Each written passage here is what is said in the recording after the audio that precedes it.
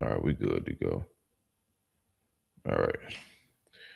The words of the preacher, the son of David, king in Jerusalem.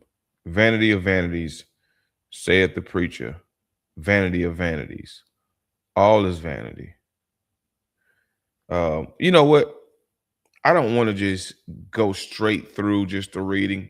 It's because, as I was reading this in my own time, I was thinking about what made him form this perception of life in general.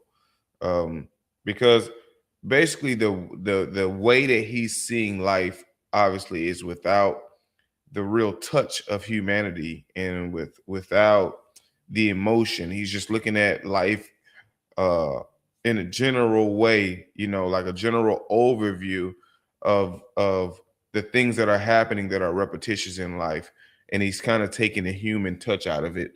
And I was thinking, this could be this could be a positive way to see life, and it could also be a depressive way to see life, in regards to how you take this information for you in your heart and in your mind. This could depress a person, and or it can humble a person. So it could depress a person. It could cause somebody to see how Jesus is should be primary, and that all things are vanity without him.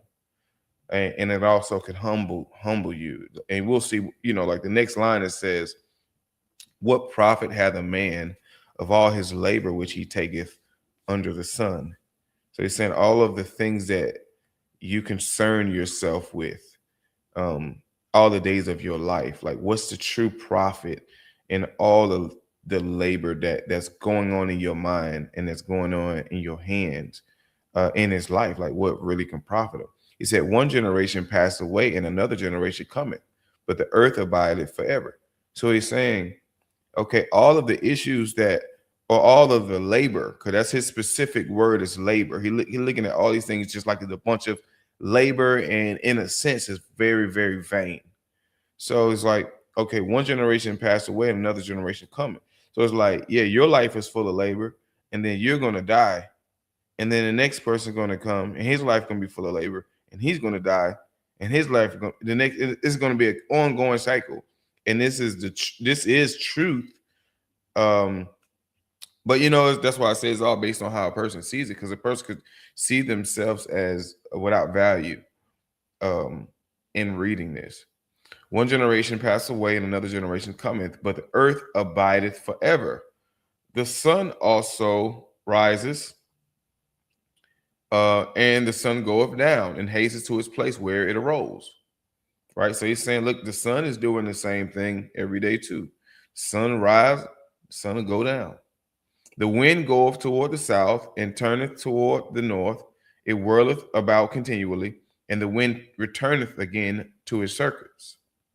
All the rivers run into the sea, yet the sea is not full. So he's looking at all these things. He's like, all these bodies of water are running into the sea, and the sea is still not full of water. Until the place from which the river come, thither they return again. So it's like, they're dispersing, they're entering into the sea, and they're dispersing again. And he said, all things are full of labor. Man cannot utter it, or man cannot even verbalize how many things in this life are full of labor. Like how many things are creating motion every single day. The eyes, like for instance, it said man cannot utter it.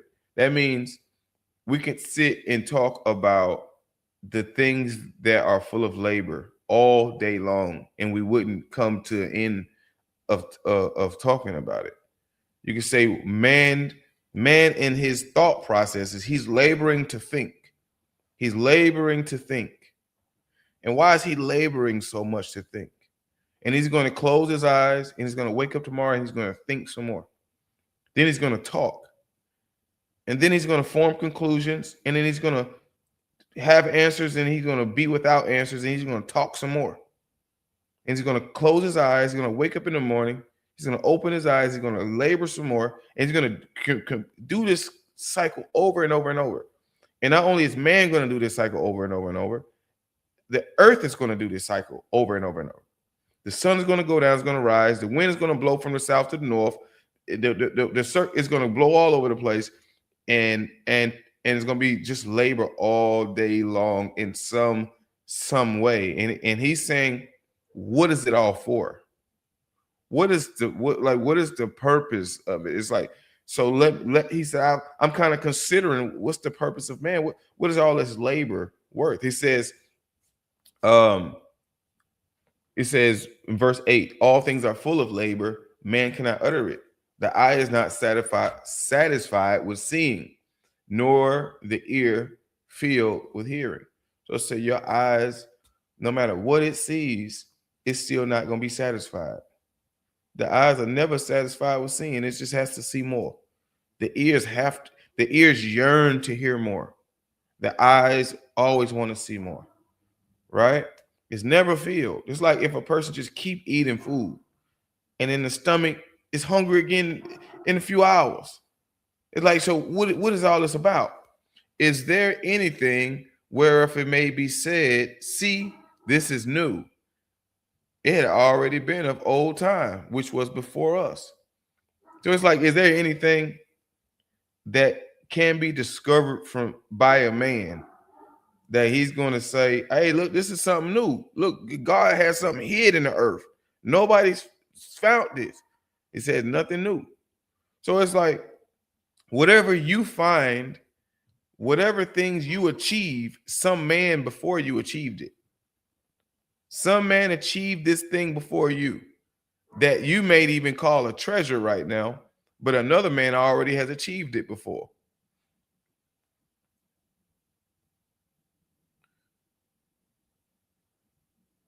I'll stop it right there because you guys might be sparked to interject, or y'all might have a thought. So I'll pause it right there. Because in covering a small amount of ground, you kind of cover a lot of ground just in those 10 verses.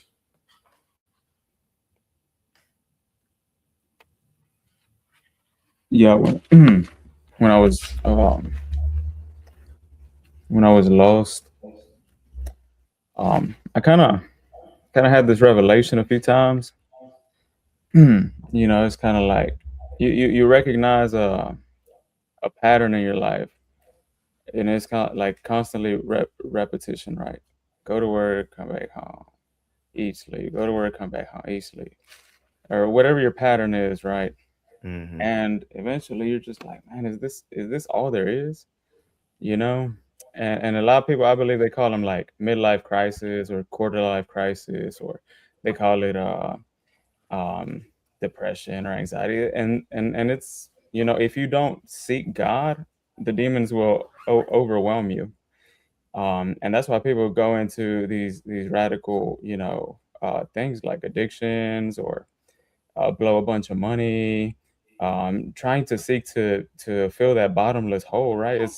And I find it interesting that it says the preacher, right? Because this is how we preach to the lost, right? Like, what is your life for? If you gain the whole world but you lose your soul, do you think you have a soul? Like, these are the things that we talk to them about. It's like, don't you recognize all these people? Look at every single one of them. They wake up, they go to sleep. They wake up, they go to sleep. Is that what your life is going to consist of, or is there more? Right? And it's making me really reminisce real heavily right now, because I know that I quenched it a few times, and then I went down those black holes. But thank God there was a time where these things came to me. This revelation came to me, and finally the Lord did His work.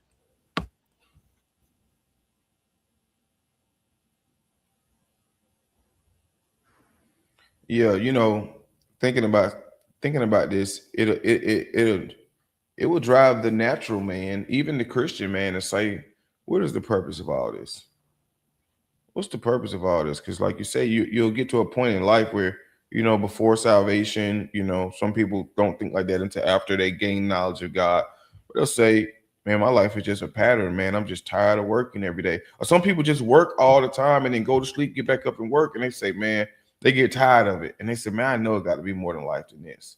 Like life cannot just only consist of it. Like, what's the purpose of all this?" And if they have a job that they really hate, they said, "My purpose can't be just to work this job."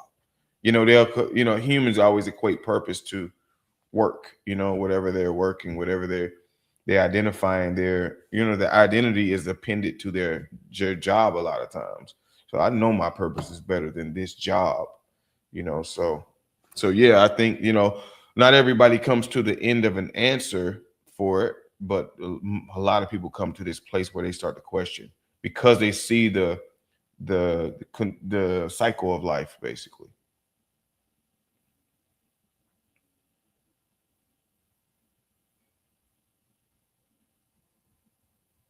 All right, I'm gonna move on. All right. So verse 10 is very interesting though, because it's like, and this is for in the natural, definitely in the natural, um more so than in the spiritual.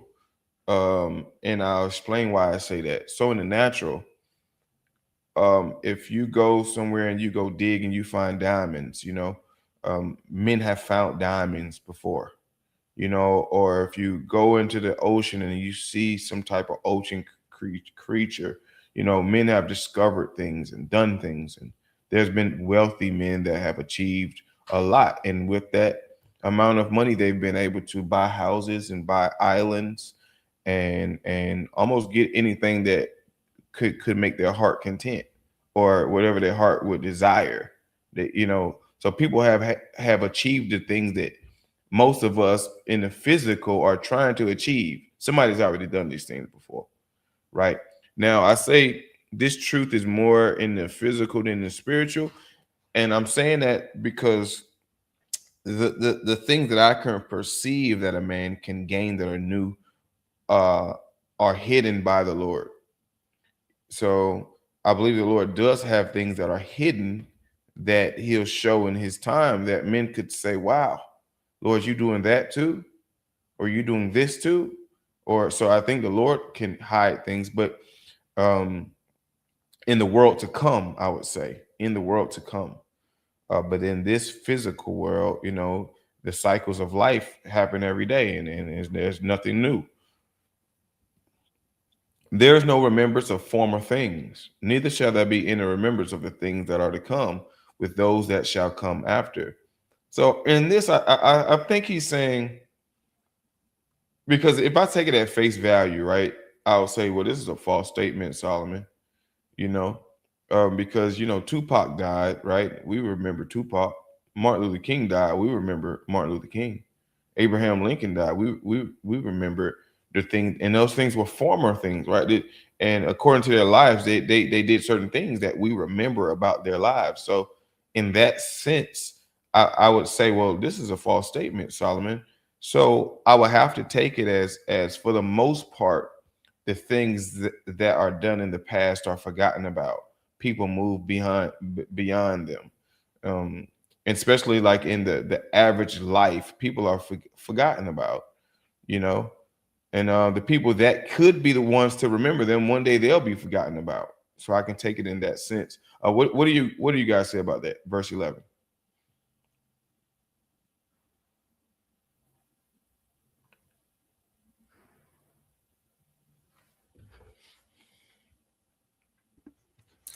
Um, yeah, I definitely think he's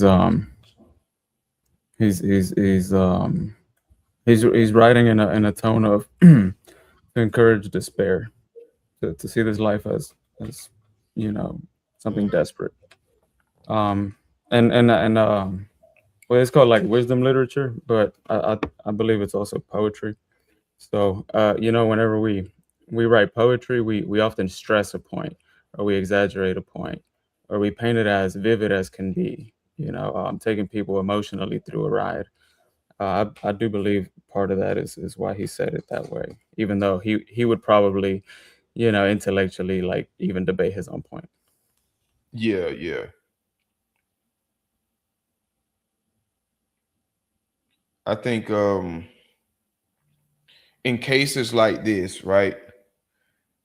I think Okay, in cases like this, a lot of men would debate things that you say that are like written like the way that he's saying it, right? Because even to prove a point, you want to prove a point so strong that your verbiage can't be debated. You know what I mean? Not that somebody can go back through it and be like, no, that ain't right. Because I feel like that makes the point that could take away from the point that you're trying to make. Because people get hung up on the fact that that's not written exactly, correct. It doesn't state ultimate truth when you say that. Because we do remember the life of Samson. We do remember the life of Elijah. We remember the things that happened before. So, you know, I ain't no Um, scholar, but yeah. Verse 11, it kind of reminds me of like like those like the cliches that people say like now. It's things like um man, I'm trying to think of like a cliche that I've heard, stuff like man, don't nobody care um like basically um no one has like that much importance to where they're just thinking about you all the time. yeah, Like it's kind of man, like like yeah, it's like people gonna forget about like you gonna live your life, you live your life, and then the next day, it's like okay, we all got our own lives to live basically. Like no one's living for something that happened in the past. We're living according to what's present. Like not even a person is that like that important. Like okay, yeah, we had Michael Jackson, but you know at the end of the day, it's like if you gone, gone. Yeah, yeah, yeah, like we got our own life to live now. Like yes, that was my he the king, but well in the world, but it's like I still got to go to work. Like Michael Jackson can't pay my bills now. You know what I'm saying? yeah. Yeah, it's a good way to state the lack of importance. That phrase states the lack of importance more than speaking in on the surface, like it's written, basically. All right, let me tap out and go. All right, I, the preacher, was king over Israel in Jerusalem. I thought it was interesting reading this. How he looks at himself like the preacher. He's like, I, the preacher, right, was king over Israel in Jerusalem, because he's like, I was a king. Now I look at myself, I'm the preacher. Solomon looking at himself like a preacher. And I gave my heart to seek and search out by wisdom concerning all things that are done under heaven. Right. So I gave my heart to seek and search out by wisdom concerning all things that are done under heaven. This sore travail has God given to the sons of man to be exercised with, right? Or to live within the dynamics of. So I get this is the things that God has given unto man to live within the realm of. I have seen all the works that are done under the sun, and behold, all is vanity and vexation of spirit, or troubling of spirit, right? So all is vanity, meaning it all amounts to nothing. And in this pursuit of things that amount to nothing, men are troubled along the path. That which is crooked cannot be made straight, and that which is wanting cannot be numbered, or that which is lacking doesn't measure up in number, basically. I commune with my own heart, saying, Lo, I am come to great estate and have gotten more wisdom than all they that have been before me in Jerusalem. So he looking at himself. He's like, I got more than everybody, and I got more things, and I got more wisdom. Yet my heart had great experience of wisdom and knowledge. I gave my heart to know wisdom. When he say that, basically he's saying, I applied myself to the thoughts of wisdom. I applied my actions to the thought of wisdom. I sought it out in the way in which I wanted to manifest as much of this wisdom that I could in my life, and to know madness and folly. I perceive that this also is vexation of spirit. So he's saying, look, the fact that I even gave my heart over to thinking about it, to know wisdom and to know madness and folly, he said, I even perceived that this was vanity and vexation of spirit. So just applying himself. So he got to a place where he just looked at anything that you could do was vanity. Even the fact that he was thinking about wisdom. He's like, that's vanity too. He's like, we all gonna die. That's why I said a person can read his writings, and if they're on the verge of depression, they probably can go all the way into it, because they're like, man, just the thought of me trying to do what is right and be wise in this world. It's like, man, even that's vanity. I'm sick of thinking about being wise. I'm tired of thinking about things that amount to nothing. Right? For much wisdom is much grief, and he that increaseth knowledge increases sorrow. So he said, man, the wiser I get, I'm getting more grieved. Because when you think about wisdom starts to discern the paths of life, what doing this thing will lead to, what doing this thing will lead to. So the wiser you get, the more you're able to discern the lives of other people around you as well. So he's saying, like, the more wisdom I'm getting, I'm seeing how everybody's going to turn out. I'm seeing how I'm going to turn out, and I'm knowing it's vain. I'm looking at it like it's vain. He says, so much wisdom is much grief, and as I increased in knowledge, I increased in sorrow too. So on one end, I think I'm obtaining something that is necessary, but now that I'm obtaining this knowledge, now I'm more sorrowful as a person. I'm less joyful. I'm less joyous because my knowledge has made me less joyous. I was more joyous when I was ignorant of certain things. The more I increased in my perspective and perception of things, now I'm more grieved and more I don't have joy. So the knowledge and the wisdom stole his joy. So I'll open up the floor right there because I know we're at the end of the chapter. Okay. Verse 18 really stood out to me. I immediately started thinking about Jesus. When we read what is it, Isaiah 50, I think Isaiah 51, where it talks about Christ. There was a part where it talked about him being a man of sorrows and acquainted with grief. And I noticed it's kind of almost the same verbiage within those same verses. And I'm thinking, Jesus, knowing he was God in the flesh, I wonder if that was like a similar thing he felt, like seeing, like having the wisdom that he had and looking at the world for what it was, and just grieving at the vanity of the world, grieving at, like, the people rejecting him and and whatnot. So it's just something that stood out to me. Mm-hmm.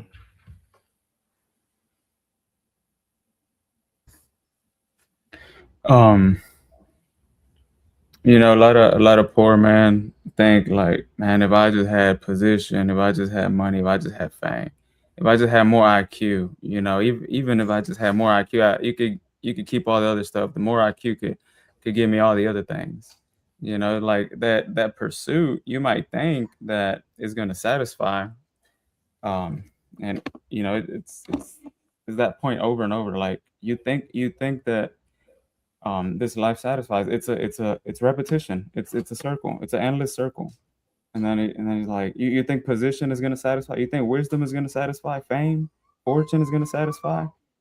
And he's like, I have it. If anyone could attest to it, it would be me. But I'm telling you, it doesn't. It's funny because when you read the last chapter, it keeps on coming up in my mind, and I'm like, he's really poetically laying the foundation to reveal the crux of the matter. But I won't skip ahead. Yeah. You about to say something, Nadia? Yeah, I have a question. I'm not saying the Ecclesiastics is not powerful, profound, and good teaching, but I wonder what was Solomon's heart posture when writing this. Do you think this was after he sinned against God, after all the women, after all the false worship, after building all the high places against God? And then now that he see and how he turned, and the Lord's not really with him, and now he's writing this from that state of mind as opposed to a state of mind of praise and worship and being in right standing with God. Because when I see this and I see him writing, it don't feel like, it feel like this is after he got out of right standing with God. And I'm not saying that what I'm saying is right. I could be wrong. It's just reading this, it feels like a different Solomon than reading Proverbs. Yeah, I mean to me, Ecclesiastes gives a depressive vibe. Yeah. It gives a depressive vibe, and it is like, I've done all these things. It's almost like he's grieved at heart. He's grieved at heart, and yeah, and now he wants to share. Like, he's grieved, he's not fully restored. This is me guessing. He's free, not fully restored, but now wants to share what he's learned on this journey, because he's like making sure. So he's like hedging his way, because he's making sure that nobody can make an argument against him. Like, yeah, sure, you would say that. Like when he said, I was rich, I had all these things. So when he's basically like making an argument stronger by saying, I had all of this stuff. Because sometimes a poor man can say some stuff, but it's like, you ain't had nothing. But he said, I'm rich. I didn't have everything you could want to have. And I done enjoyed everything you could think to have. And let me give you my perspective now. So, but in short, yeah, I wonder if he would be talking this way if he was still considered righteous and in right standing with God. That's all I'm saying. Yeah. It's coming from like a sunken, like I give up, God, but it was because of your actions. You know what I'm saying? Because before he married all the women and sinned against God and allowed them to turn his heart against God, he still had all the riches and he still had all the wisdom. But his perception was different because he was in the Lord. That makes sense. Yeah. Now it's like you outside of God now, and now this is what we get from you. Now all wisdom no matter. Yeah. But God gave you all the wisdom as a good thing. You know what I'm saying? So we know wisdom is good because wisdom is of God. So, it's just something I'm throwing out there as I'm reading it. I'm like, hold on, Solomon. It's like listening to somebody who is reaping what they have sowed, and they're getting the just due of their sins, and then you sit and listen to them talk while they're in that state. Yeah. And along with that, I would say this is like an older man looking back over his life.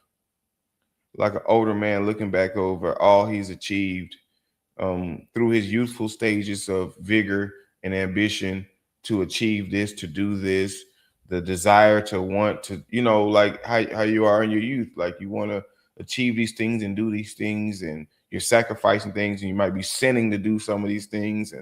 And then when you get 70, 80 years old, you start looking back over your life and like, you know, and I know God is working through this, and I think God works through a man when he comes to this place, but I do think his sin is what ultimately drove him to these ideas or these truths or this perception.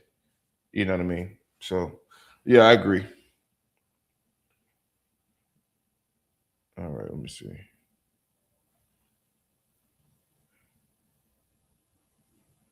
All right. I said in my heart, go to now, I will approve thee with myrrh. Therefore, enjoy pleasure and behold, this also is vanity.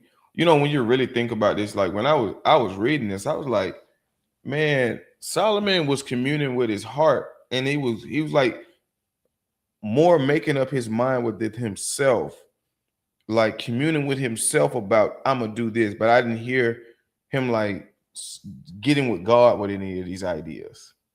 It's like I just said within myself, I'm gonna do this, and I did it. It was like without restraint, like that restraint that you have in your mind when you say, you don't let yourself completely guide yourself.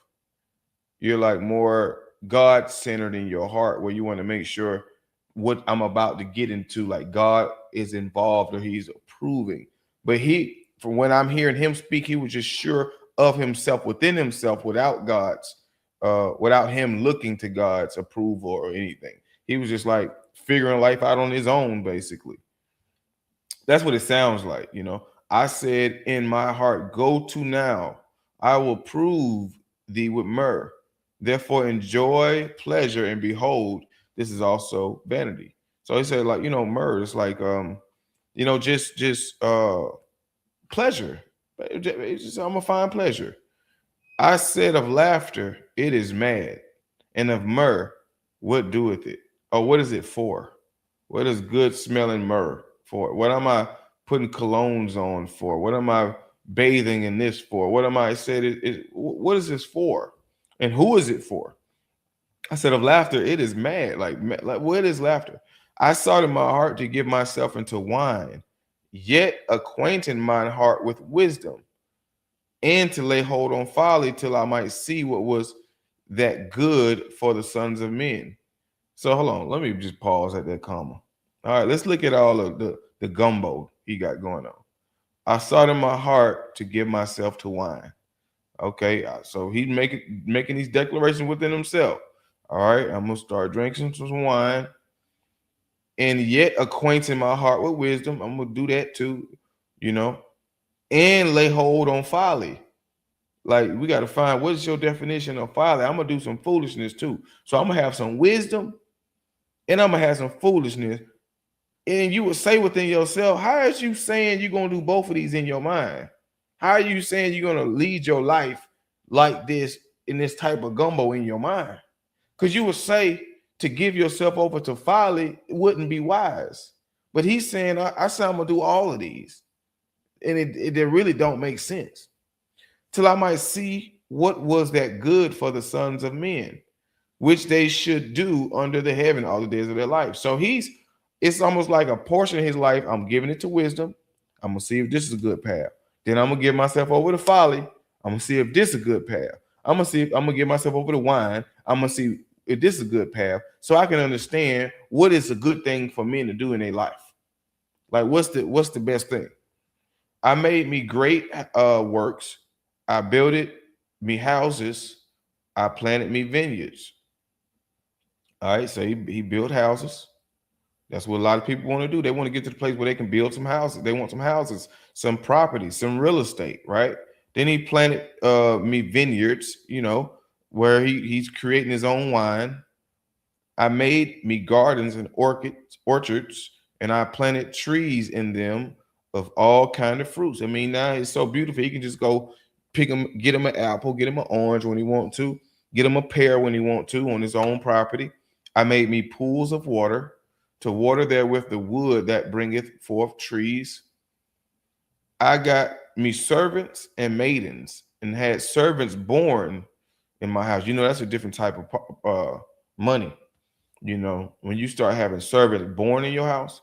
Also, I had great possessions of great and small cattle above all that were in Jerusalem before me.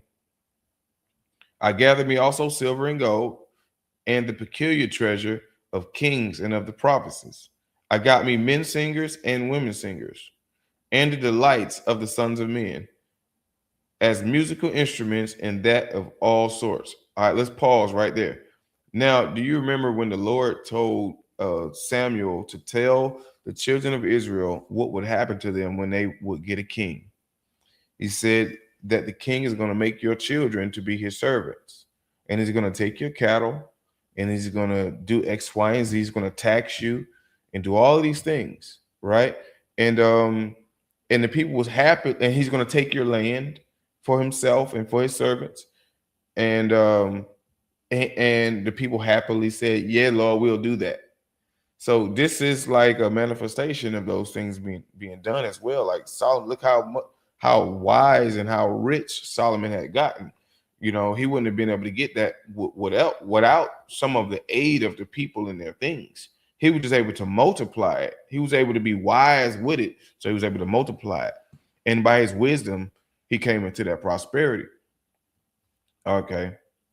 I got me men singers and women singers, and the delights of the sons of men as musical instruments, and that of all sorts. So I was great and increased more than all that were before me in Jerusalem. Also, my wisdom remained with me. All right. So, that's a good observation to make, where he was able to achieve all these things, and at the end of the day, he still was wise. That means some people are able to achieve certain things, and then once they achieve them, they no longer walk in wisdom. They no longer, like, the wisdom disappears. Once they achieve certain things, they begin to be fools or foolish. And whatsoever my eye desire, I kept not from them. I withheld not my heart from any joy, for my heart rejoiced in all my labor, and this was the portion of all my labor. So he said, anything a man could want, I had it. That's what he's saying. Then I looked on all the works of my hands, that my hands had wrought, and on the labor which I had labored to do. And behold, all was vanity and vexation of spirit, and there was no profit under the sun. So we're going to pause right there and discuss. He's looking at everything that he has: trees, pools, houses, servants, singers, some servants born in his house. Then he was able to itemize and look over all the things he'd done. He has more cattle than anybody in Jerusalem. And he looked at it and he said, all was vanity, and there was no profit under the sun. So you would ask that man, what were you looking for? What was missing? Because you have more physical items and more power than everybody around you. But then you looked at all these things that you had achieved, and in your heart, you say, it's vanity. What makes a man, so the floor is open on this question, what makes a man achieve so much great things and to come to a place where he say, all this junk is pointless?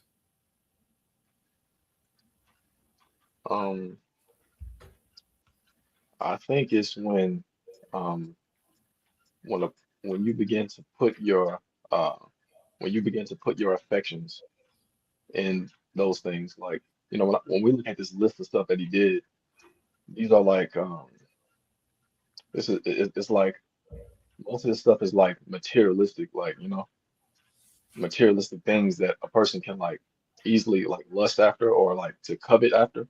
Mm-hmm. And I think when you begin to like when you have those things, right? Let's say you're serving the Lord, and as you're getting these things, like, it's easy to like put your affections in it. And it reminds me like kind of like how when Jesus said like, like take heed and beware of covetousness. Your life don't consist in the abundance of things. Mm-hmm. So I think, I think somewhere as he was attaining these things, he began to kind of let his affections kind of draw into the things he was getting. Like, all the stuff that he had, his affections became to get poured into it. And he got caught up because as I'm looking in one of the scriptures, it said, um, what was it right here? It was somewhere. He said, okay, yeah, behold, all was vanity and vexation. Okay, hold up. Basically, in one of the scriptures, it was talking about how it was vexation in the spirit when he had it. So yeah, he's looking back at it, but it's like he said, when I had this, it was all vanity, and it was like it was vexation in the spirit. So when Mm-hmm. I'm thinking of vexation, he said it was vexation. So like he felt that vexation when he was doing it. So he had the wisdom and was vexed at the same time while he had the stuff. So that lets me know that somewhere in there, his affections were in the things his affections were in the materials that he was.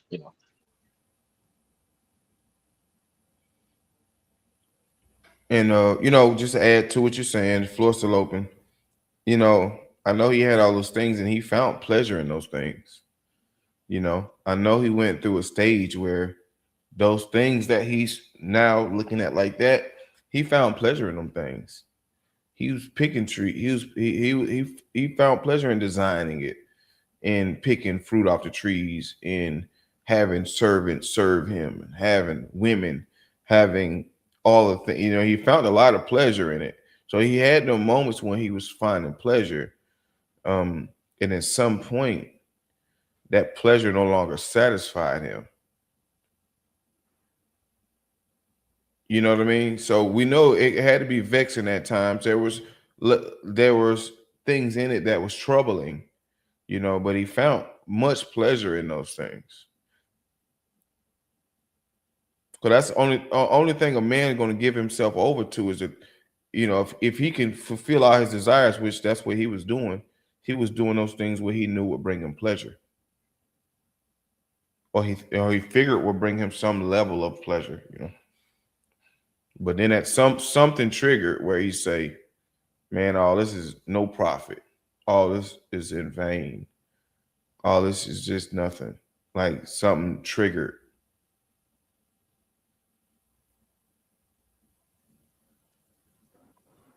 I just think he was too far away from the Lord. He wasn't a man after God's own heart like David. And so he just accumulated because his heart was far away from God. Mm-hmm. And that's vexation in itself, to know that you're far removed from the Lord. Mm-hmm. Yeah. And Luke, I know you want to say, I'm gonna add a little something to that, but not to say, okay, because I'm just gonna add a little thought. Like a man who's with the Lord, if he's had all these hired servants, to do so and so forth, he will find a pleasure in the fact that he could hire those people and give those people work and give them labor. He would find some level of pleasure in the fact that he know that he's doing good by the people. You get what I'm saying? He know that he's able to help them supply. But I think the lack of love and the lack of care for people, right in this moment, he's more considering what it turned out to be for himself. Because we just experienced that with Job. Job had all the riches as well and all that, but you see how Job talked about it? I took care of the widow. I did this. I helped the poor. I had this to give to the poor. Totally different outlook on situation. And yeah, even David was a rich man too. God gave him multiple wives, gave him the big house and all that, but David was a man after God's own heart. So when you read the Psalms, even his heart posture was different, right? Even though he had a lot of what Solomon had too. So that means we already know this answer, right? But in reality, that means that God is the factor that makes it all worthwhile, that makes it valuable. Like, because if both of these, you got Job that has a lot of stuff, Solomon has a lot of stuff. Job talked about these things in greater detail, and he found pleasure. He basically found pleasure in doing what was right, and he had the mindset to know that if I was to do what is wrong, God destroys wicked men, right? And Solomon has all these stuff too, but Solomon is only concerned about how it made him feel at the end, not any of the people. So because he's lacking God, has to be, he finds he can't find pleasure. He can't find any pleasure in what he's doing for the Lord. And because everything we've read so far is like, I commune within my heart to do this. I decided within myself to do this. So this is the fruits of a man doing things for his own purpose, for his own reason, with his life, the way he wants to do it, when he wants to do it. And he's done everything the way he wants to do it, when he wants to do it, with the power that God has given him. And this is the result. This is the result.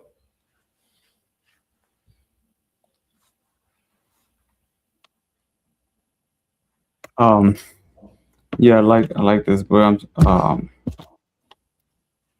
like how it starts off as a sermon. You know, the preacher, and he wants to prove to the world that every avenue is vanity. How it's just repetition, vain repetition. You wake up, you go to sleep. Right? It doesn't matter if you're poor. It doesn't matter if you're rich. So it's kind of like another way to that I'm looking at this is in verse 1 he begins to describe, okay, well, I didn't just live one way. I lived after mirth, joy, pleasure, and it was vanity. So if you think that the object of your life is to live in pleasure, hey, I've done it. Let me explain to you that there's nothing there. um and so this is just another point, because he's gonna prove every single way of life vanity. Apart from God, it's vanity, right? And he's just the only man that could do it, right? He has the resources, he had the position, he had the power, he had the pedigree, he had the father. And it's a great sermon to preach to our kids, right? Second generation Christians, because a lot of them, they don't taste the world, but they kind of are intrigued by it. And you could tell them, well, Solomon was intrigued by it, and look at what he wrote. It was all vanity. All that stepping aside from the Lord is vanity. There's nothing there. So if a man seeks the Lord, right, the Lord gives into that man by his labor, by the man's labor, measures of pleasure. And he gives the man access to make the good decision or the bad decisions. But if a man make the good decisions, the man will taste the pleasure in that avenue that God wants him to get. But that man didn't say, I'm gonna go seek after pleasure. So that man's first desire was to seek after the Lord. And then by seeking after the Lord rewarded him. So then he had measures of pleasure. So he had the Lord and pleasure. So that man found the Lord and he found pleasure according to God's plan. And then they got this man on the other end that said, I'm going to seek pleasure. So he sought pleasure. He found pleasure. And he found pleasure. But then as he found one pleasure, that pleasure wasn't enough. So he gave himself to another pleasure because he could afford to do it. And then he could afford to do anything he wanted to with his time because he's rich and he's the king, and who's going to tell him not to do it? So he went and sought everything he could seek, and he kept going from one desire to another desire, that desire to another desire, and he's fulfilling all his desires. So he's having fun, but he's doing it not by the leading of the Lord, not with the Lord. He put the Lord on the back burner, and he's more of being a servant of his pleasure. So now at the end of it, he's empty. He has everything that can cause him pleasure, but it don't cause him any pleasure no more. It's not pleasurable because he don't have the Lord. Right. Hedonistic pleasure instead of holy pleasure, because there is plenty of pleasure. There's holy pleasure, and that's the best one. But man, I had something real good. It slipped my mind. Oh yeah.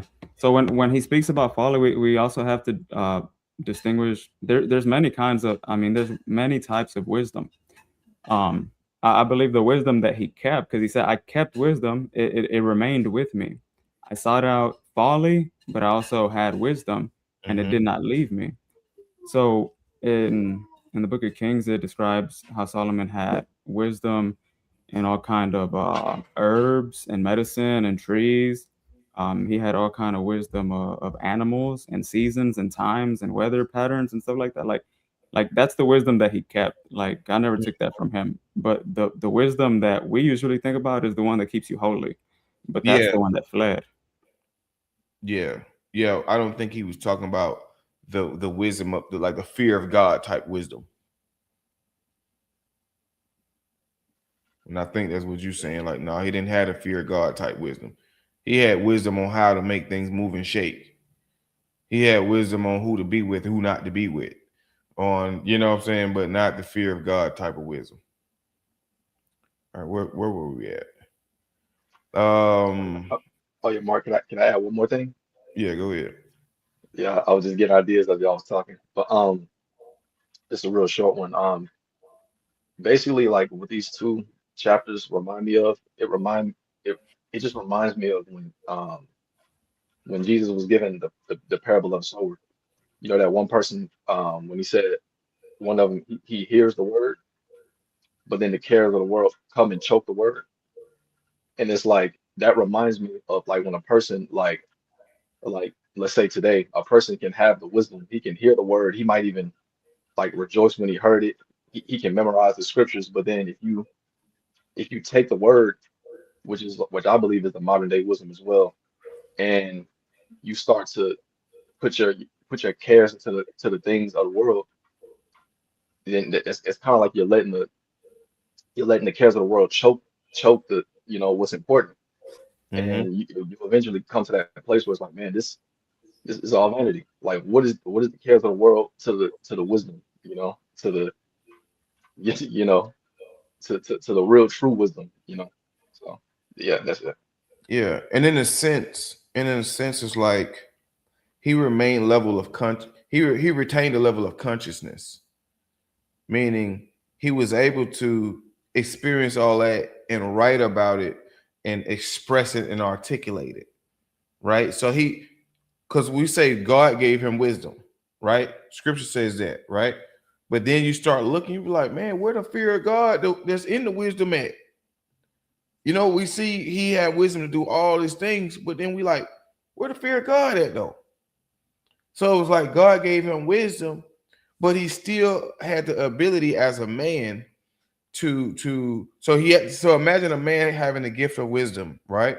He has the gift, God gave it to him, but that man still has the ability to chase his own lust. But so he retains that wisdom, that level of wisdom, some level of wisdom, even if it's a lower level than the Lord initially gave him. But now he still has a heart that can go after whatever he wants. He desires it. He can hold his heart back, or he can give himself over to things. So it's like that fear of God has moved to the side because he gave his heart over to all these things, but he still has retained the wisdom on how to make things increase. Like he know how to judge people. He know how to make things increase. So he still retained that wisdom, and he still retained enough consciousness to be able to see, I did this and this equaled this. I did, because a lot of people in life don't have that. A lot of people don't, like, they'll do something and not see how what they did equaled this. They just move through life like completely blind without a level of consciousness, not able to put one and two, like one plus two together in their life to see, oh, this is why I end up like this. This is why I end up like this. So many people live like that. So the average person does not live like even this depressed way that Solomon is living, where he's able to itemize and see stuff. Like. So anything y'all want to add to that before I keep reading? I can't see y'all. Let me go back to where I can see y'all. All right, y'all good. All right, cool. So the last thing we just read was withheld not my heart from any joy, for my heart In rejoiced. verse 12. Verse 12, okay. And I turned myself to behold wisdom and madness and folly, for what can the man do that cometh after the king? Even that which had already been done. So it's like, what can any man? So basically, it's like the king has done everything. So no man that comes after the king gonna discover anything new about life, because the king have already explored everything with his amount of money. Then the average man is even will ever experience in his entire life. So he'll never measure up. Then I saw that wisdom excelleth folly, as far as light excelleth darkness. So he saw that wisdom was above it, right? That wisdom opened doors that foolishness wouldn't. That wisdom puts you on a trajectory of worldly, at least at minimum, worldly pleasure, and folly took away pleasure.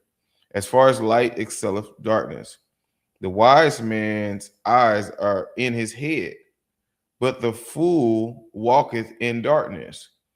And I myself perceive also that one event happeneth to them all. So it said, a wise man's eyes are in his head, right? He's thinking, right? But the fool walketh in darkness. He can't see, he can't think, right? Right. That's basically the same thing I was just saying, where he retained the level of wisdom where he's able to write what we just read, even though the fear of the Lord looked like it had departed. So the wise man's eyes are in his head, but the fool walketh in darkness, don't even know what they're doing in life. And I myself perceive also that one event happened to them all. So he's like, man, even the foolish man can fall down off a bike and skin his leg, and the wise man can fall off a horse and skin his leg. He's like, the same events of life still happen to all of them. Nobody can escape it, no matter how wise or foolish you are. The wise man can stub his toe, the foolish man stub his toe. So then said I in my heart, as it happeneth, let me enlarge it. Then said I in my heart, as it happened to the fool, so it happened even to me. And why was I then more wise? Then I said in my heart that this also was vanity. Because, he's like, you looking at wisdom, you like, man, wisdom's supposed to protect me from this. Wisdom's supposed to be, if I get wise, I can keep myself from any level of harm, right? So he's thinking that wisdom's supposed to keep me from, look, these things shouldn't happen to me because I'm pursuing wisdom, right? So how did the same thing that happened to a fool happen to me? And I'm pursuing wisdom. Then I said in my heart, this also is vanity. So he said, man, it ain't no virtue in becoming wise if I'm gonna have some events that's gonna happen the same. So I think he put too much stock on wisdom. That's what it sounds like. He put a little bit too much stock on it, believing that it was gonna be more than what it actually was. So and that teaches us something, like you can't expect wisdom to guard you from everything. You can't expect it to guard you from everything. You becoming wise, you're not gonna like not catch a cold because you wiser than a fool, right? For there is no remembrance of the wise more than of the fool forever, seeing that which now is in the days to come shall all be forgotten. And how dieth the wise man? As a fool. So he's saying, man, look, the things that's happening tomorrow, the things that's gonna happen tomorrow, they're gonna be forgotten. So the things you pressing on for tomorrow, them things are gonna be forgotten. Nobody's gonna care about these things. And there's that's a lot of truth to that. A lot of truth. Therefore I hated life. Yeah, that's what that's gonna take you. that's exactly what them thoughts gonna take you to. Therefore I hated life, because the work that is wrought under the sun is grievous unto me, for all is vanity and vexation of spirit. So you can imagine him looking at these things in the natural eye, without God, godless. He said he hated life. You want to go to the party? No. You want to go swimming? No. You want to do? No, man. I'm just sick of all of it. It's nothing. It means nothing. So he started looking for purpose. That's how we know he left God, because he can't find purpose. Yeah, I hated all my labor. Look, he hated his own labor, my labor, which I had taken under the sun, because I should leave it into the man that shall be after me. Because he was trying to consider who I'm gonna leave all this stuff I done did to. He said, man, now I done worked all my life, struggled through wisdom, struggled through physical stuff, and I'm gonna leave all this stuff to? And who knows whether he shall be a wise man or a fool? Yet shall he have rule over all my labor, wherein I have labored, and wherein I have showed myself wise under the sun. This also is vanity. So he's like, man, I done labored and all this in my life, and I'm gonna leave it to somebody, and he might be a pure fool. And why he gonna inherit all of my labor? He said, man, this is vanity. This is vanity.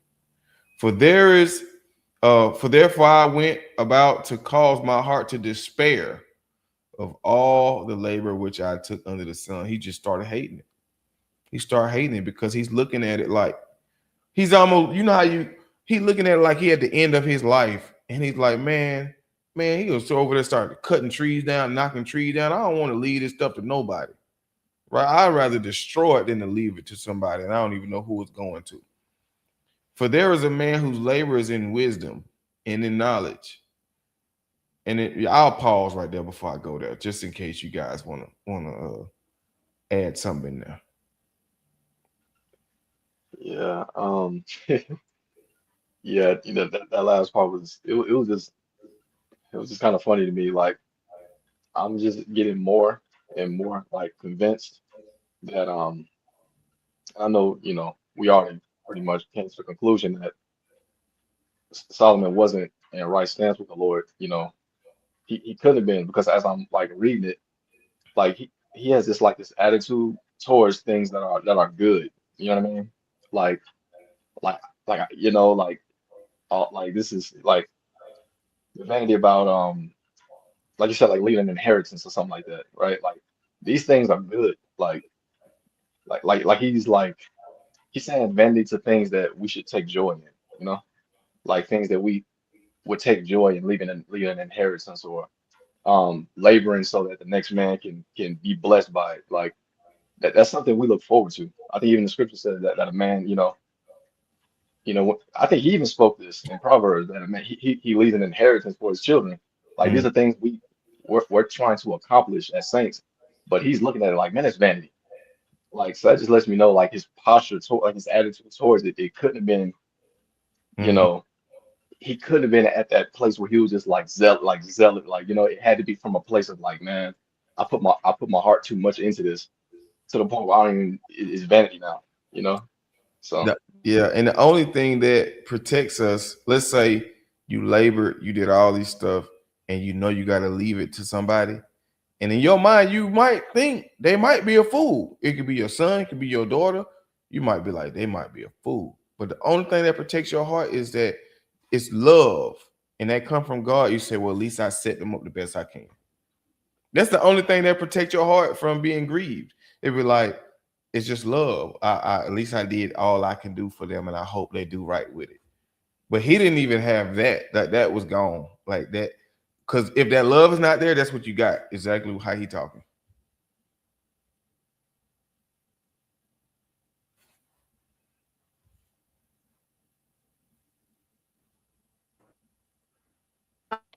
Like he know how he was living, right? And he know which one of his kids who gonna succeed him might have been from one of them witches Mm-hmm. that serve law. Like he know all what he's doing, and he know about the curses and how stuff come through the bloodline, right? He know at this point, because in my Bible it said it has a little forward, and it said that this was the end of Solomon's life, like he's near death at this point. He know that God told him he was taking the kingdom from him, his son, and only leaving him with Jerusalem. And he putting the other 10 tribes, he giving them to the servant. So he know all this is in play, and it's all because of him, because he loved after went whoredom after witches, and Mm-hmm. they turned his heart from God. So then when he said, "Oh, inheritance," he ain't leaving no inheritance like his daddy left him. Yeah. He mad, boy. His daddy left him with 12 tribes. He only leaving his son with one because of his actions and because he did not do what the Lord say. So all this is coming out of his heart now, but it's by his own hands. Yep. Yeah, he looking at, man, what's all this junk for, man? I'm gonna lead it to a fool. He said, who the fool, my sons? His sons is the fools that he talking about. I don't know which one of these sons gonna get it, but one of them gonna get it, and I ain't none of them really looking like they, too bright. That's crazy. That's great. See, that's the thing. He rich, but he don't even have a son that calls him joy that he can know that's gonna be passed to. He got kids though, but not one when he could take joy in. Like I did all this labor for you. He had, so that's the interesting thing, how God can touch you. Like he did a lot of things. I mean, a lot of evil. You know what I mean? He did a lot of evil. Yeah, like what Damon was saying, it's just like the Bible says, to the pure all things are pure, but to the wicked and unbelieving nothing is pure. So he's talking about all these, amazing things. At least you can see it. At least you can, you have eyes to see it. At least you came up out of it, right? Um, but man, it just strikes me like when you depart from the Lord, like nothing is pure. You're like, why should I leave anybody anything? Why should I be good to that homeless man? Why should I, keep myself from this? Why can't I enjoy this or that? Or, Mm-hmm. why can't I go to the movies? That's when you're starting to, to the wicked ain't nothing pure. Um, and so I just saw that really clearly here just now. But you know, ultimately, he's taking the rug out from underneath the unbeliever's feet. Like, um, without God, this is how you should feel. You shouldn't feel like you're leaving anything to anybody, because you didn't leave them what's necessary, right? Eternal Mm-hmm. life. If we look at it like in today's world, Solomon went on these journeys that people be saying they going on their spiritual journey. He done went on every journey. He done looked at it. I'm just trying to find the truth. I'm trying to find what's of value. And I'm just on my journey. You know what I'm saying? That's what he was on basically. He wanted to seek wisdom. Let me see if there's something in wisdom. Let me seek this and Father. Let me see if there's something over here. Let me seek. That's what he was doing. He was just doing all these things. If you forget about the fact like that we look at him like he's a descendant of David and he's like a Christian, right? You strip that down and just listen to what he's saying. He was just on all these journeys trying to find where the value at. And none of these journeys had anything with God. We didn't, where's God at? So far. We're only on chapter 2. But so far in this journey, we just see him going after substances and physical things and spiritual things in a sense like music, you know?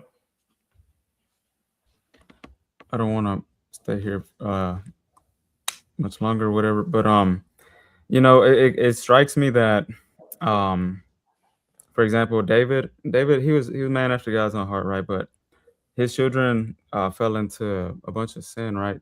And um,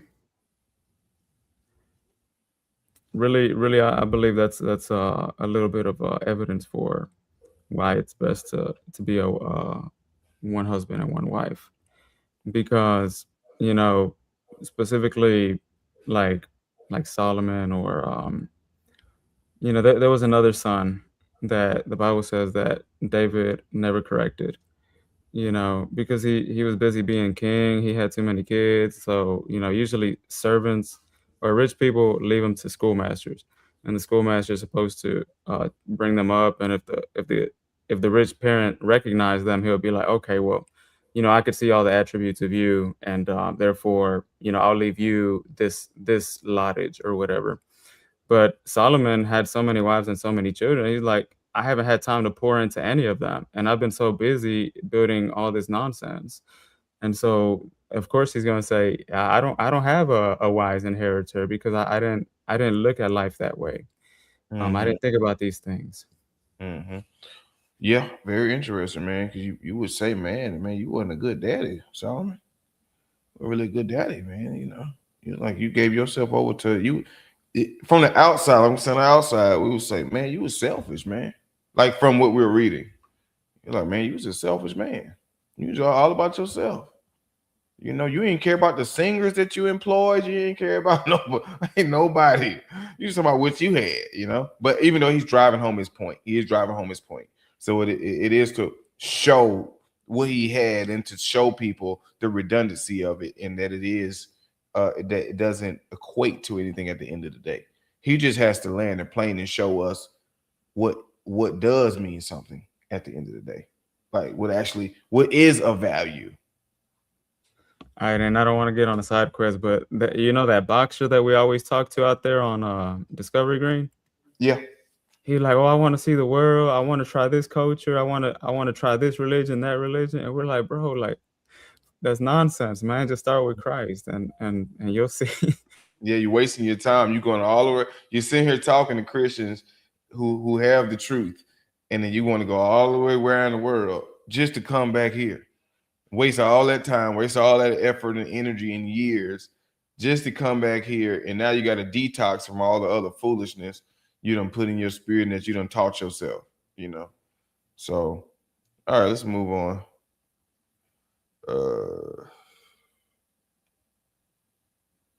What was that? I lose my place. Was that in 21? I don't know. I'm gonna start from 21. Yeah, 21. All right. For there is a man whose labor is in wisdom and in knowledge and in equity. Yet to a man that hath not labored therein shall he leave it for his portion. This also is vanity and a great evil. So it's like, okay, there's somebody who labored, right? They labored in wisdom. You know, there's a way to labor in wisdom and a way to not labor in wisdom. You know, there's like a smart way to cut the grass and a foolish way to cut the grass. There's a smart way to do things and a foolish way to do things. So he's saying there's a man who labored in wisdom and in knowledge and in equity. Yet to a man that have not labored in those things, wisdom, knowledge, equity, right? They just inherit it. Shall he leave it for his portion? He's like, man, this junk is evil, man. This junk is evil. And it's like, from the Christian standpoint, we would say, man, the earth is the Lord's and the fullness thereof, and they that dwell therein. And the Lord will give things accordingly as he wants to each man. And he's like, man, if somebody gets this that didn't do the kind of work I did, man, that's evil. That's evil. And it's like, hold on, who's the one that gives it? Who's the one that gives it? So he's completely taking out the Lord. Like, how did he get it? Did he just receive it? He's living in a carnal land. He's talking completely from a carnal place. Like no God, like there is no God. And, as a man speaks, as a man believes in his heart, that's how you're going to speak. All right. For what hath man of all his labor and of the vexation of his heart wherein he hath labored under the sun? So what does he have, basically? For all his days are sorrows, and his travail grief. Yea, his heart taketh not rest in the night. This is also vanity. Let me join 22 to 23. Let's get for what hath man of all his labor and of the vexation of his heart, right? Wherein he had labored under the sun. Like, what does he get? Right? What does he get for this? Now let's just pause and think about that. If a man works on something and labors towards a goal, what does he get as an outcome? He typically gets what he wanted, the outcome of his goal, the manifestation of his goal, right? So like Damon's pursuing plumbing, right? So as he pursues it, he gets the knowledge. He stays up late at night. Sometimes he troubles himself to get to class on time and all that. What's the desired outcome?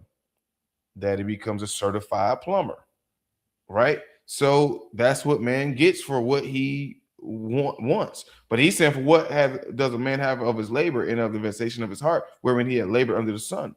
For all his days are sorrows. Yeah, that don't make no sense. And his travail grief, yet his heart taketh not rest in the night. This is also vanity.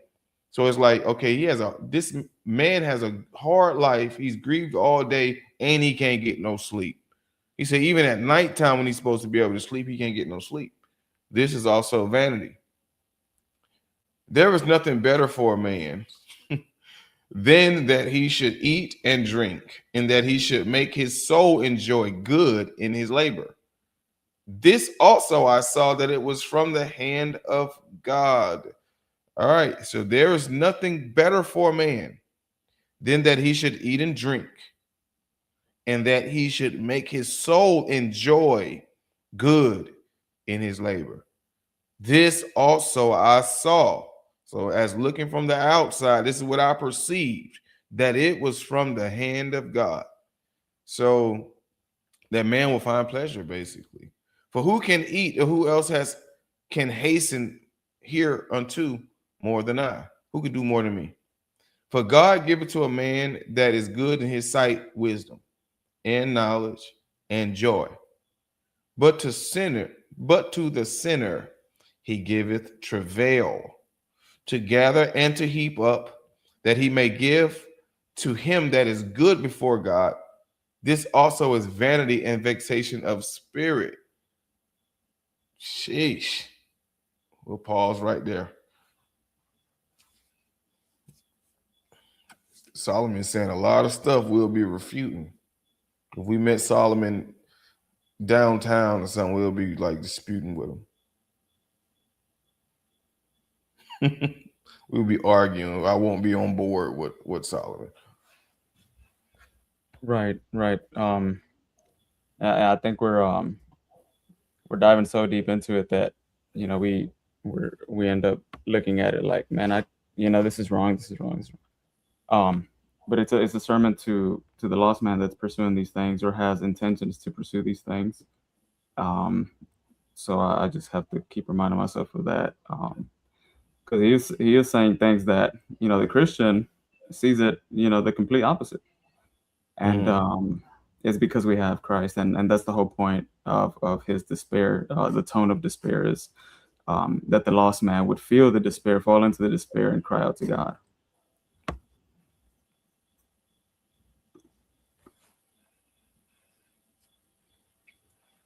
Y'all good? All right. Last chapter. What time is it? This will be the last chapter coming up. Oh man, I should have clicked it from down there. To everything there is a season and a time to every purpose under the heaven. A time to be born, and I want to pause and ask a question first. All right, sometimes we read the book of Psalms, right? And then David might start off the Psalms, and you could tell he might be in despair. He could be grieved. He could be crying. And at the end of the Psalm, he's rejoicing. You could tell his heart has been lifted in the Lord. Do y'all think that is happening also in this writing of Solomon, or do you think he's literally conscious of the way that how he's writing the whole time? Like he's conscious of this whole letter, or is his spirit changing as he's writing?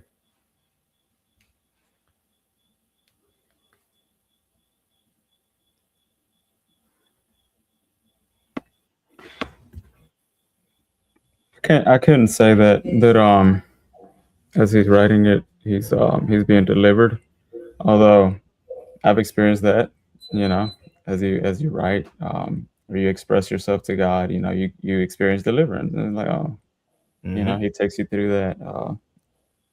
But okay, for everything there is a time and a season. There must be a book. There must be a revelation for every answer under the sun, or every question under the sun. I believe this is the reason why Solomon experienced all that he experienced, and why Job experienced what he experienced, what David experienced they were all unique, but they all answer the questions of life and the different lifestyles that a man could live, and ultimately they all point to Christ.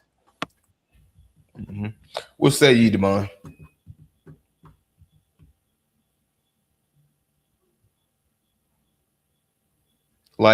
And I asked the question more clear. You know how Paul would write a book to write a letter to Corinthians, and he would be addressing specific things that they are going through and giving them guidance and giving them understanding on the law versus grace and foods offered to idols. Like he would be deliberate in the reason why he's writing this thing, so he knows the path and the objectives that he needs to hit along the trail, right? So that's a person that already understands what he needs to write and for what purpose, and he's going to make it clear as possible as he's writing it, right? And then you have David that said, I made my bed to weep, and the Lord, you did not hear me, and so on and so forth. And at the end of it, he said, but I will rejoice in the Lord. The Lord has been my stay and my shield, and the Lord has been. So he ends up encouraging himself along the way. Which writing style would you say that this is in? The deliberate style well, I have these specific things I need to touch on, or I'm expressing these truths as I'm thinking them, and I am kind of being delivered along the route, in a way that David would be delivered at times. So which writing style would you guess, right? Would you guess, or would you think this would be coming from?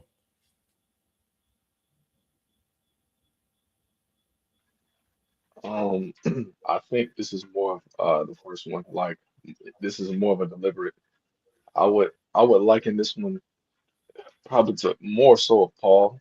Um, it seems as if like to me it's his what's the word I'm looking for? It, what he's saying is very consistent to me.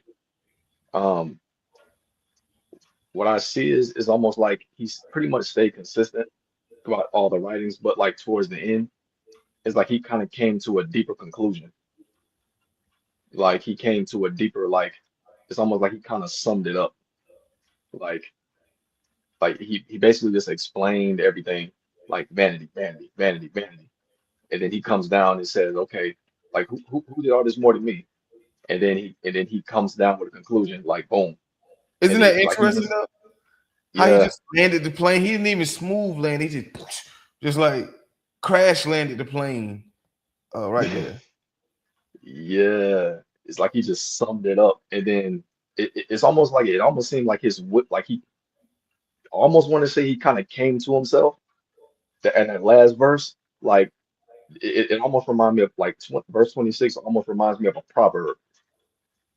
Like it looks like a proverb, like because then he's telling you about the Lord. It's almost like he wasn't talking much about God if you notice the first two chapters, but then God pops up right on verse 26 Now to sum it you up. so do you understand, Demar, why I asked that question? Because it's like dealing with two different spirits in one chapter. One spirit, he's talking about this and that, and at the end, he just pop in God and sinners. It's just like it's just like, bro, you ain't Yeah, said nothing about this the whole time, and you gonna just put this on the last line of it. That's why I'm asking that question. Like, was that deliberate, or is that something that's going on that in there? Like God is doing something while He's writing. That's why I asked the question. yeah. So yeah. He definitely yeah. Real quick, man, I think that's a cool thing to consider as we read too, because just like you explained about First Corinthians, well, in Second Corinthians, he also had a list that he was like, "Oh, I'm gonna touch on these things," but in the midst of touching on those things, you could see like his emotion got got really involved in it, and you could tell that pants started getting going. Mm-hmm. Where he didn't think he was going to go into these things, right? And I believe that does happen a lot in scripture, not just the Ecclesiastes or Paul, but very regularly, especially in the prophets and stuff like that. But yeah, you can write and end up encouraging yourself in the Lord. Sometimes that's how the Lord works through you. That's how He works through you. Sometimes you end up writing about something. Next thing you know, shoot, God done revived you. He been revived you halfway into whatever you're doing. So, all right. To everything there is a season and a time to every purpose under the heaven. Now, look, we have to pay attention to this change in writing style, because we know he was not acting that conscious of this type of thought process in the first two chapters, saying that these things have a purpose to them. He was speaking as if these things had no purpose. Now he starts to say, yeah, to everything there is a season, right? And a time, and to every purpose. Or we would have to say, man, he didn't write this on the same day. He wrote this on a whole nother day. You had to make some consider, like, nah, he ain't wrote this right after them two. He took a week or two off. Something changed. Because we had to like pay attention to that. Ain't no way he wrote this together, unless the Lord started to intervene right there. You know what I'm saying? a time to be born and a time to die, a time to plant and a time to pluck up that which is planted, a time to kill and a time to heal, a time to break down and a time to build up, a time to weep and a time to laugh, a time to mourn and a time to dance. This is interesting, right? Because these things are not supposed to happen in um, untimely times. I know there's a better way of saying that, but you're not supposed to laugh at the wrong time. You're not supposed to cry at the wrong time. You're not supposed to dance at the wrong time. You know what I mean? So all these things, well, there's a time for all of these things. A time to cast away stones and a time to gather stones. A time to embrace and a time to refrain from embracing. A time to get and a time to lose. So because it's important. There's a time that God going to cause us to pass through these things, and there's a time that we got to know, oh, this is not time for me to take. This is the time for me to give. Sometimes we got to know that too. In a time, somebody might say, man, can I pay y'all for y'all to pray for us? No, this ain't no time for me to take nothing. This is a time just to give, right? So a time to get and a time to lose, a time to keep and a time to cast away, right? You can say that could be a brother or a sister. It's a time to keep them near you. And it's a time that you need to push them away from you, right? A time to rip or rend and a time to sew something up back up together. A time to keep silence and a time to speak. A time to love and a time to hate. A time of war and a time of peace. My question is, how does a person know what element is needed for a person to understand when the time is? That's my question. What element is needed? The Holy Spirit.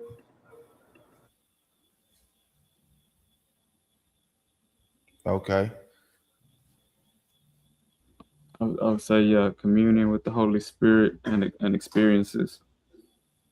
I'll give you an example, because when I first went out there street preaching, I'd be like, oh, it's time to do this. It's time to get loud, or it's time to, whatever the case was, right? And I had to realize, yeah, I have the Lord, but I don't have a sense of the time. I needed experience. I needed to see someone else that knew the times. It's time to cast out a demon, or it's not time to cast out a demon. Yeah. It's just, You know what I'm saying? Yeah, that makes sense. All right. A time to love and a time to hate, a time of war and a time of peace. What profit hath he that worketh in that wherein he laboreth? I have seen the travail which God hath given to the sons of men to be exercised in it. He hath made everything beautiful in his time. He hath set the world in their heart, so that no man can find out the work that God maketh from the beginning to the end. So it's interesting, right? So the way that God causes man to not understand is he sets the world in their heart, so that they do not pursue to understand. So this makes it interesting. God sets the world in their heart so they won't pursue to understand it. So what does God set in the man's heart when that man says, I want to understand this? Like, I want to understand this, because he sets the world in the heart of the people so they don't understand it. So when God changes the heart of a man and he says, hey, I want to understand this, that means that the Lord must be available to impart into that person, because he's now changed his heart to say, I want to understand these things, Lord.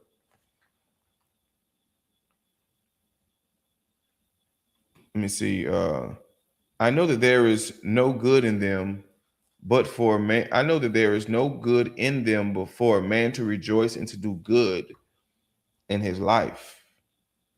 And also that every man should eat and drink and enjoy the good of all his labor. It is a gift of God. I agree with that. Do you guys agree with that statement? Verse 13.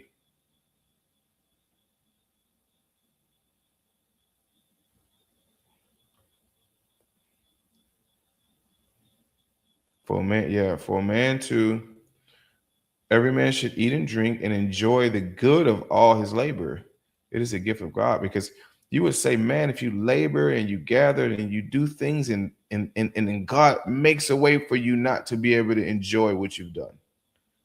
He makes a way where like you can't enjoy what you've done. You know, you work 3 years, you got yourself a swimming pool in the backyard, and for whatever reason, God doesn't even allow you to enjoy it. Right?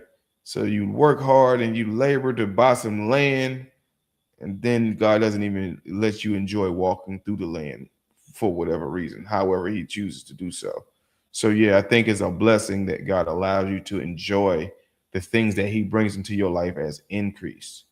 It's only natural, like it says that don't muzzle the ox that treadeth forth the corn, you know, because the one that's the ox is going to stop and eat some food sometime. It's natural for him to stop and eat some of it while he's plowing.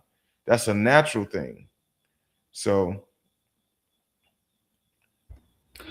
Um, I was gonna kind of throw this out there. I think that expression to eat could also go further than just food, like you said, like the swimming pool. Like also when God was given the law, He said, now if a man just got married and he hasn't spent a week with his wife, he can't go out to war. He has to spend at least I can't remember how many days with his wife before he can go to war. So he's like, you have to give time and honor to the things that God has given you. You know, that's a very big principle. mhm. I know that whatsoever God doeth, it shall be forever. Nothing can be put to it, nor anything taken from it. And God doeth it that men should fear before Him. That which hath been is now. So whatever was is now. And that which is to be hath already been. And God requireth that which is past.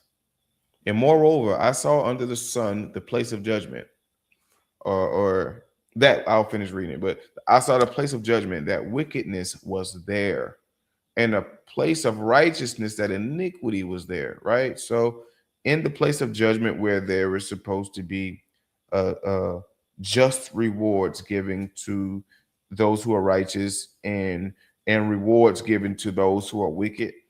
And I saw in that place where judgment should be that there were wicked judges, that there were bribes that were being taken. I saw in the place that there should only be right, that there was wickedness there.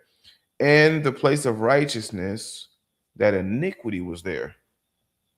So then he formed a conclusion by what he saw. I said in my heart, God shall judge the righteous and the wicked. For there is a time there for every purpose and for every work. I said in my heart concerning the estate of the sons of men, that God might manifest them, that they might see that they themselves are beasts. So he wanted men to not look at themselves as if they were more glorious than they were, that men should deceive themselves. And we know that people can deceive themselves. If people, you know, they buy the best clothes, they drive the best cars, they'll start to kind of think there's something. Like people can start to think that they're gods. You know, some women look at themselves as goddesses. You know, they completely deceive themselves. So he said, I said in my heart concerning the way that men are, that God would manifest them, that God would show them the filth within them, so they could see that they're just as beasts. They're brute.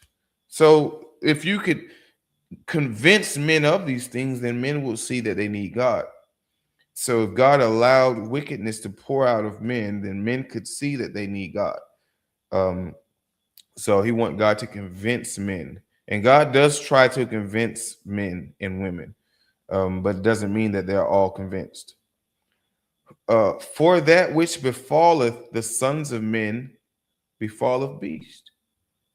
Even one thing befalleth them, as one dieth, so dieth the other. Yeah, they have all one breath. so that a man hath no preeminence above beast, for all is vanity. He's saying, well, if something happens to a dog, it breathes that last breath, and then a man got that one breath in him too, and both of them can be dead on the side of the road. Both of them can be dead on the side of the road. So you can say that man has no preeminence above beasts. You know, that man is not God. Basically, that man would see himself as needy before God. All go unto one place. He means the dust, the earth. All are of the dust, and all turn to dust again. Who knoweth the spirit of a man that goeth upward, and the spirit of the beast that goeth downward to the earth? It's basically like saying, who could see where these spirits are going? We just know. So he's aware also. He's kind of speaking with an awareness that these things have spirits in them, that there are spirits and they're going somewhere. But he said, who's to say where the spirit of the dog is going versus where the spirit of the human is going? Wherefore I perceive that there is nothing better than that a man should rejoice in his own works. This is interesting right here. For that is his portion. For who shall bring him to see what shall be after him? I would agree with this statement and disagree depending on how somebody would interpret it. When it says that man should rejoice in his own works. So I would agree with that and disagree at the same time. Based on, I understand what he's saying. I hope I understand what he's saying. But we know it could be very evil for men to rejoice in their own works. But we also know it could be very pleasurable to rejoice in your own works. And in a simple way, like you worked hard, man, you got a refrigerator full of food, man. You don't pull that bacon out the refrigerator and be mad about it. You don't pull it out sorrowful. You pull it out like, yeah, I'm going to fry up something. You're happy about the fact that you got that in the refrigerator. So that's the fruit of your works, or that's just an example of the fruit of your works. So, but then some men worship the works of their own hands. So you know what I mean. All right, the floor is open, and this is the last chapter.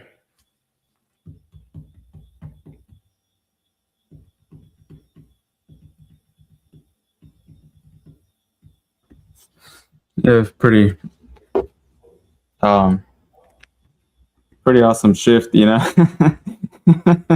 He goes to saying a bunch of stuff that a Christian would be like, man, bro, are you crazy? And then he starts saying a bunch of stuff that we would agree with. Mm-hmm.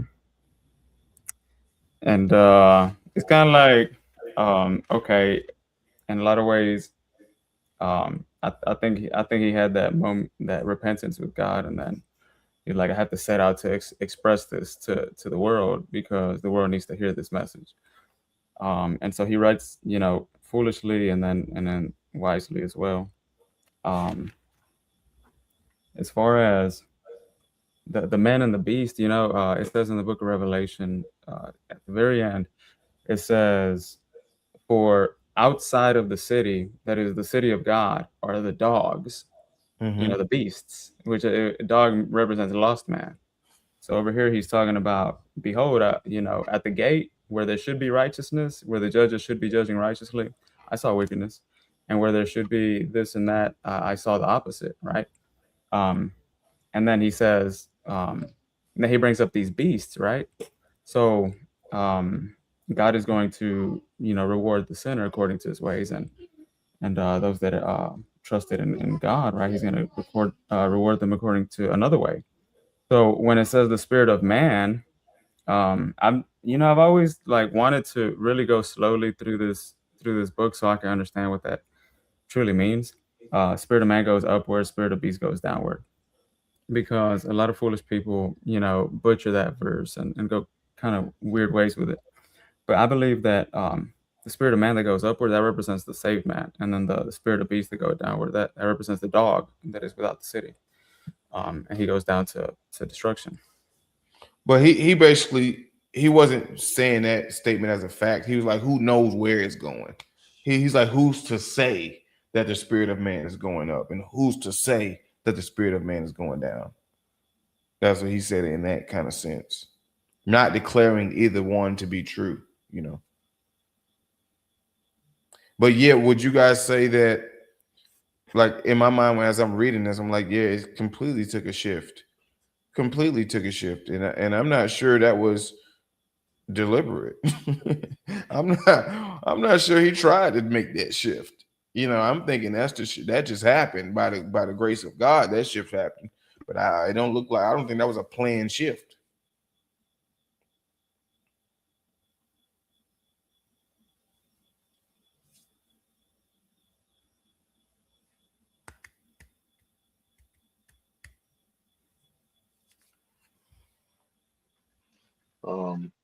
Yeah, yeah, it's yeah, yeah.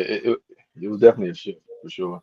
Um, just rewinding back to the first chapter again. It's like, it's like I'm almost seeing it like the imagery of it.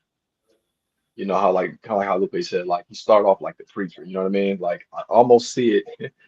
We've been talking about Discovery Green and whatnot. I'm almost seeing like Solomon like as a preacher, like as a wise man giving a testimony on the mic. Like I've seen this, I've done that, I've done this, I've done this, like I've been through this, and then he's like summing it all up at the end. It's almost like the Lord begins to take over. You know what I mean? Like when you're on the mic and it's like the Lord begins to just kind of, you kind of start off with an Mhm. introduction, and then the Lord he pretty much sums it up at the conclusion. You know what I mean? And that's kind of what this whole study reminded me of. It's just like the Lord pretty much just takes over at the end. It's like he always gets the glory towards the end. So yeah.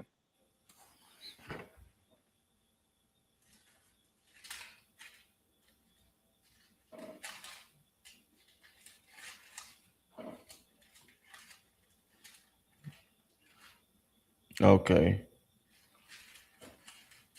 And if there's nothing else to add, I wanted to see, by the way, how many chapters. And it's like almost, I think like 12 chapters or something like that in Ecclesiastes. Yeah, I guess we're about to close. You said about verse 22, right? How a man that is worldly or fleshly, he's gonna read that verse and be like, you see, Mhm. I gotta get, I gotta, you know, um, You gotta live it but up. yeah, it's like I gotta spend it, um, but I also look at it like when you're trying to, you know, go and win souls and gather them and then care for them. It's like, and then if it ever happens, you have like a house full of people that you've seen come to the Lord, and it's the fruits of your labor, and you just soak it all in. I think that's the ultimate way to really want this verse to come true. Yeah, like to the pure, all things are pure. You could look at it from that standpoint. From a pure standpoint, without thinking that somebody would even equate it to selfishness. Thinking that somebody would equate it to anything outside of the Lord, you would say, "Oh, there's nothing wrong with that scripture." You know.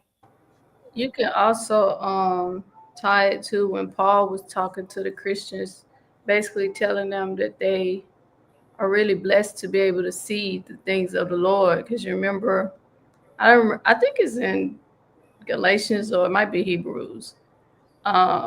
What he was saying, like the people in the Old Testament, like Abraham, Isaac, Jacob, all of them was doing labor in the Lord, and they didn't see it because they died before they could see it, right?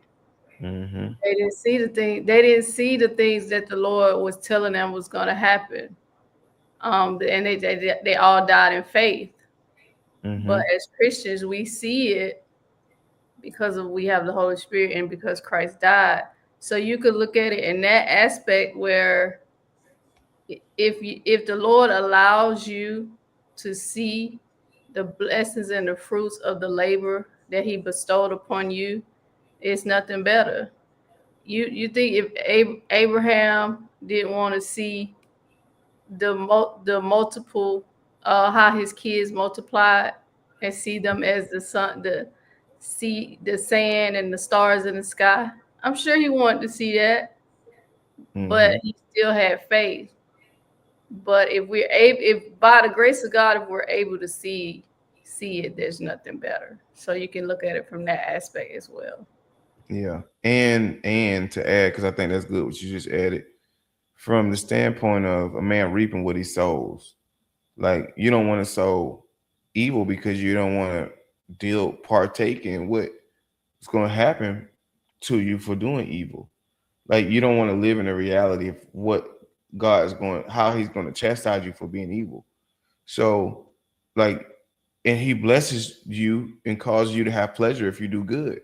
And we are, and that pleasure ultimately from that standpoint will come from the labor of our hands, what we've done. So, like, we do want to eat from the fruit of, like, if we do good, we want to eat from that fruit. We want to enjoy, like, what happens what's the type of lifestyle you bless me with when I follow you and I'm righteous. And we want to all, like, eat from that. We want to eat from going to heaven following Jesus. We want to enjoy that pleasure. So yeah, from that standpoint, like, adding even to what Nadia said, like, yeah, we want to, yeah, if I'm holy and I deny myself and you have blessings that you want to give me for that, I don't want to say I ain't happy about that. I don't want to, like, make myself I'm only happy with Jesus, and he like, look, I made heaven for you. I'm going to give you other things to be happy about too. So that's the thing about the Lord. He's like, I'm going to give you some stuff. You ain't just going to only have to say, I'm just going to only be happy with Jesus. Like, look, I'm going to give you a car to drive. I'm going to give you some health. I'm going to give you some food and refrigerator. Like, I'm going to give you some godly friends. I'm going to give you other things to be happy about as well. You know what I mean? So that's true, because Jesus said, those that have forsaken all shall inherit in this life houses and land and families and estates in this life and in the world to come. So he wants to please you. He wants to please you. He know he's pleasurable. He wants us to choose him, but he's like, well, I'm going to give you this too. So because Solomon, you have not asked for money and wealth, you asked for wisdom. So I'm going to give you this, to please you, to so you can prosper. And yeah, so amen. And thank God that he wants us to have good things, that we can be happy. He wants us to be happy. He wants us. People say God don't want you to be happy. Well, I don't know if that's true. I don't know if we can say that. God don't want you to be happy. Well, he give you things so you can be happy. So let's close out in prayer. I'll pray today. Lord, thank you for your word. Thank you for this time of fellowship, all the wisdom that you've imparted, the strength that you've given me, strength that you've given them. I thank you, Lord, for we just coming to the conclusion once again that you make life worth living. You make things valuable. You are the light to our eyes. You give us perspective on the things that we do. And we're thankful that, we're wrapping it up today with just knowing that you want to give us good things. And truthfully, we all want good things. We just don't want you to be angry about the fact that we want good things. So, Lord, we thank you and we give you praise for all you have done and all the things you will do in our lives and in your body's life. In Jesus' name, we thank you. Amen.